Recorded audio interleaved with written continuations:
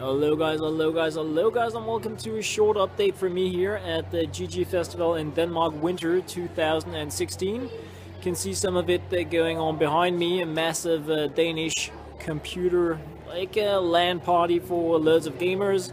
So it's pretty cool to be here. Already said hi to a crazy amount of absolutely amazing people, not least Tobias that came by to say hi, so thank you very much for that, Tobias.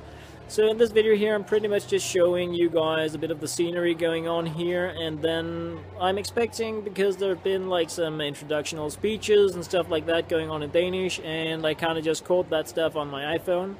So that stuff is going to be going on in Danish, so this is like mostly a small service video to Danish viewers that didn't really make it here to GG Festival Winter 2016.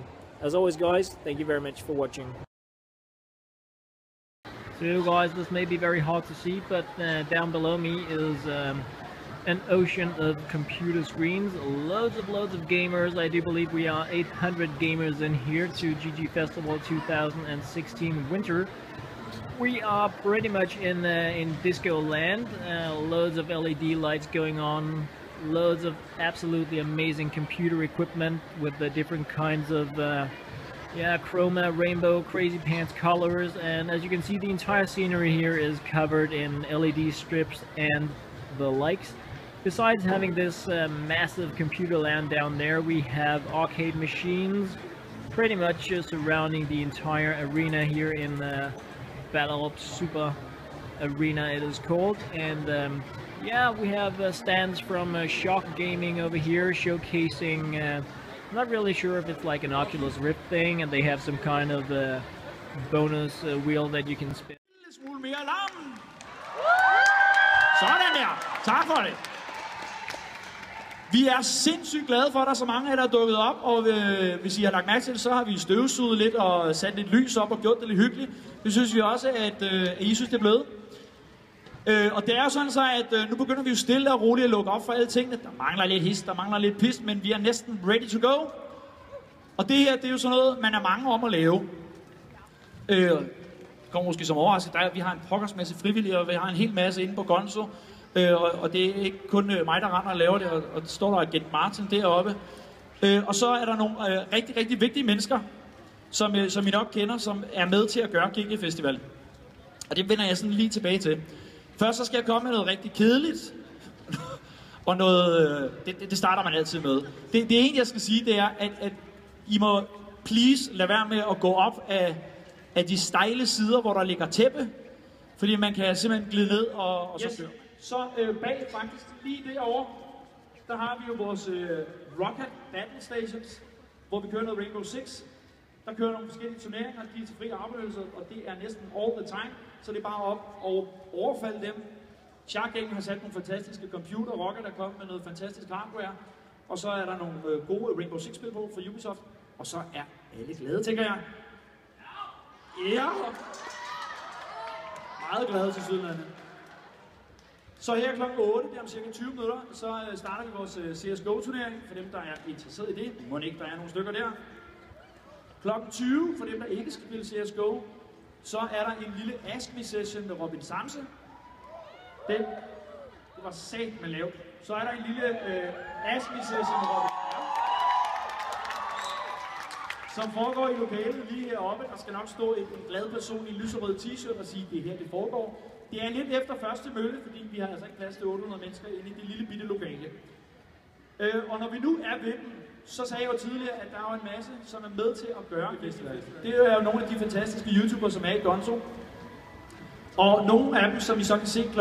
20 oppe i lokalet heroppe til Askmi, det er jo ikke ham her, men nu har vi ham. Det er Gex, mine damer og herrer. Skal vi give ham stor hånd? Nå, hej Gex. Prøv at se her. Nu får du noget lyd af Elias dernede. Elias? Ja, tak skal du have, Elias. Du er sød der. Velkommen til. Tak. Jeg ville ønske, at Benny havde været her, men han er åbenbart ved, jeg ved ikke. Han er stukket af uden kulden. Han er skrevet. Så ja. Han er død? Nej, det tror jeg ikke.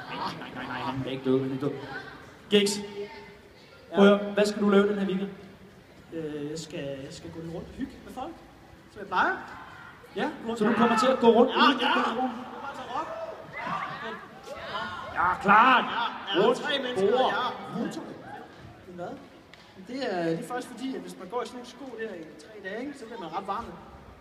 Okay. Så det her det er faktisk optimal fodbeklædning. Så hvis man gerne vil tale med en, som er lidt velduftende, så finder man så gæks. Og hvis man gerne vil tale med en, der åbenbart lidt klam om fødderne, så kan man så finde mig i løbet af weekenden. Næste sko der er. Og Holger står herinde. Du snifter frem. Det kunne være mand, der ringer meget. Der går efter sin telefon, og så en skalle hoved. Så har jeg sådan noget Holger. Altså, Hvad skal du spille, Bix? Jeg skal spille Rainbow Six, fordi det har jeg faktisk med. Nå, så Altså, du sidder over dig selv. Jeg har en egen computer her, og jeg skal sidde og hygge mig og chille med noget Rainbow Six sammen med Benny, som igen er væk permanent. Finder aldrig Benny. Dejligt. Ja, så nu skriver jeg igen, Holger, ikke? Ja, godt. Tusind tak. Siger hej til Bix. Giv mig en hånd. Skal vi ikke lige få mere op? Kom herop med jer.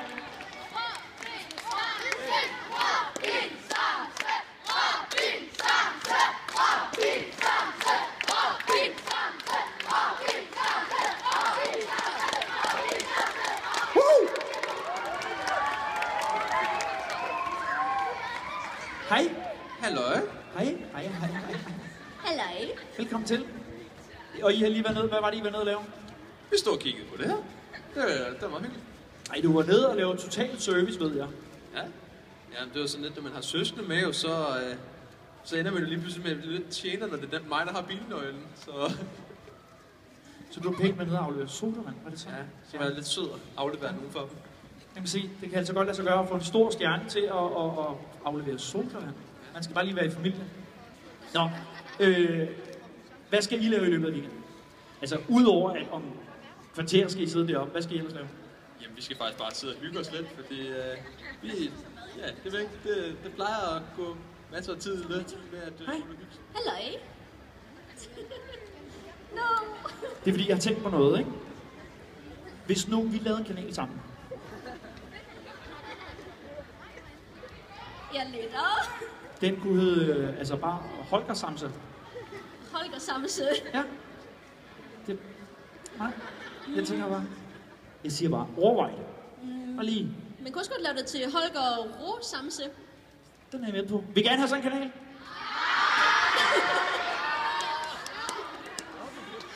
Og vi siger tak til Robin Samse. Giv dem en stor hånd. Smut. Afsted med jer. Det er en utrolig smuk ung mand. Alexander Husum. Hallo? Så, okay. Ja. Sådan. Goddag. Velkommen i Spotlight. Jo, tak. Ja. Husum, prøv at høre her. Det er jo sådan, at i morgen aften, Ja. så har vi jo en lille ting her på scenen. Det har vi. Vi har Ja. faktisk mig på scenen i morgen. Det har vi det.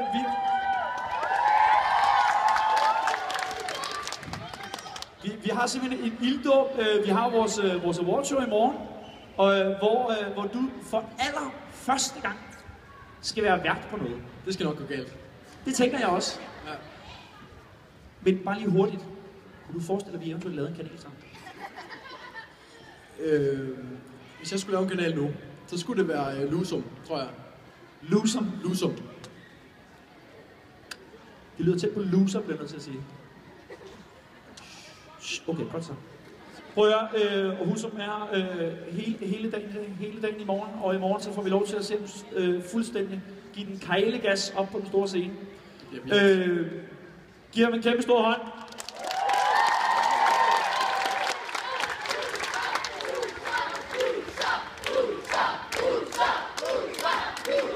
Vi kan komme flux i gang med i vores lille creative konkurrence inde i Guntercraft. Ellers så hyg jer. Nogle spørgsmål, find en i en lyserød t-shirt, og så rigtig hjertelig velkommen!